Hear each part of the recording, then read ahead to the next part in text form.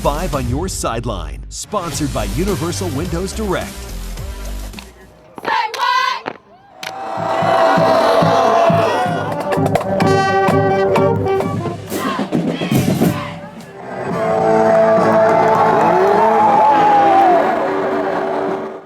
Welcome into 5 on Your Sideline. I'm Corey Miller, and it felt like the playoffs out there tonight, didn't it, Annie? It absolutely did. A little bit of chill in the air that comes with postseason football. I couldn't said it better myself, Corey. I'm Annie Kroll, and it is definitely time for some district semifinal week around St. Louis, and with teams fighting to keep their seasons alive. Corey, we had some crazy matchups. Will you kick off the highlights? Let's do it. All right, big-time playoff battle in Kirkwood. The Pioneers hosting Francis Howell. First up, the big Kirkwood connection. Owen Neslich to Jacob Eberhardt. He finds his way into the end zone. That's a Pioneer touchdown. Lots of interceptions in this game. Here's one of them. Dalen Dalton gonna wrestle the ball away. Coach Macklin doesn't exactly agree. It's a Viking pick nonetheless. Later on, Neslich to Larry Robinson Jr. That goes all the way home. Kirkwood on top.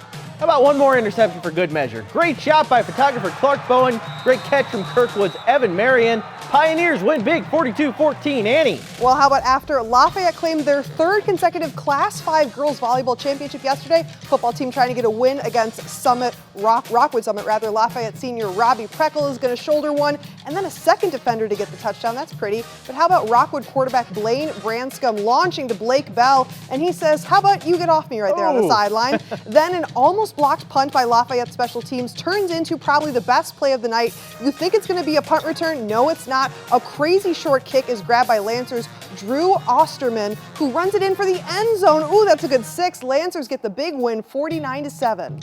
Fun matchup here in Class 5. Ladue at Hazelwood East. Rams attack first. Robert McIntosh rolls out. He's going to find Evan Villa right at the goal line. He gets in for a touchdown.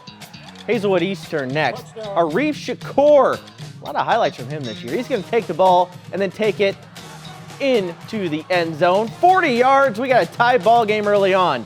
Later on, the Spartans would keep it on the ground, and this time it's Terrence Little. He's going in for the 7-yard score. Hazelwood East goes on to roll into the district final with a 43-16 victory over Ladue. Should be a fun matchup, but how about Pink Out versus Despicable Me Minion Night? I mean, Eureka hosting Washington Friday to make it to the district championship next week. This one connects. Ryan Cassabaum rolls out, and then it's going to be Washington QB gets that one. Then Washington gets the interception. Unfortunate time, because then it's going to have to be the Blue Jays don't waste that interception. Jacob Bina catch, and then 6 points. Tiptoe in for the touchdown, but Holbelman has his chance to redeem himself, finds Craig Ringy over the middle, and it's going to be a big run right here by Trevor Kodak with Eureka, who is just going to be barely short of the end zone, and Eureka came up short overall because it's Washington who gets a huge upset by 1 point, 14-13. Wow, that is definitely the stunner of the night there in Eureka. Over to CBC, where the Cadets have state title dreams. They had to face Marquette tonight. First up is the USC commit doing work. Corey Sims takes the pass, shoots through the defense, 6-0 CBC. Later on, McClellan to Reed. That's a good connection. And then we just get to watch him do the rest. He wiggles out of tackles, mystifies the defense, gallops all the way for a long touchdown for the Cadets. Oof. CBC gets a big win over Marquette, 48-0. Tough shutout, but how about a rivalry matchup in the playoffs? You gotta love it. Zumwalt West at Zumwalt North. Second quarter, North's Lucas Newcomb on the keeper and bulldozes his way into the touchdown. That's gonna be good. Now how about later on, check out this grab from Zumwalt West. Garrick Dixon, wow, one heck of a catch, but how about they finish that drive on this tough touchdown run from Jyrene Green, West on top.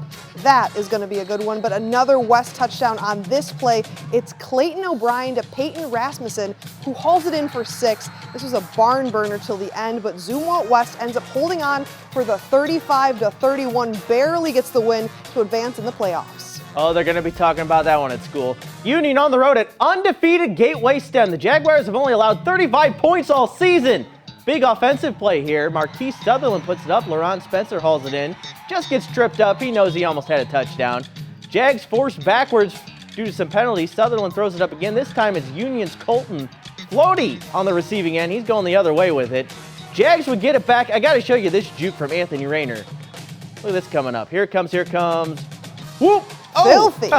That's a cut, folks. Gateway hangs on for a 14-13 win to stay unbeaten. Another 14-13. MICDS on the road at Chaminade. MICDS is going to be driving. They try a little trickery here, but the Red Devils are having absolutely none of it. Miles Lowe comes up with a big hit for Chaminade. No big hit on the next play, though. Brian Gald evades the defense, gets to the outside, and gets in for 6 points for MICDS. Just before the half, Chaminade driving, trying to tie it up, but a host of Rams are having some other plans. Watch this. That's a huge sack. MICDS rolls on the road to the playoff victory, 48-14. Hey, we got more high school action tomorrow on the Illinois side. Here's a look at all of our local teams in action on Saturday. Undefeated Breeze Central's trying to stay perfect, and Cahokia and Waterloo, they're going to match up in an all-Metro East battle in round 2.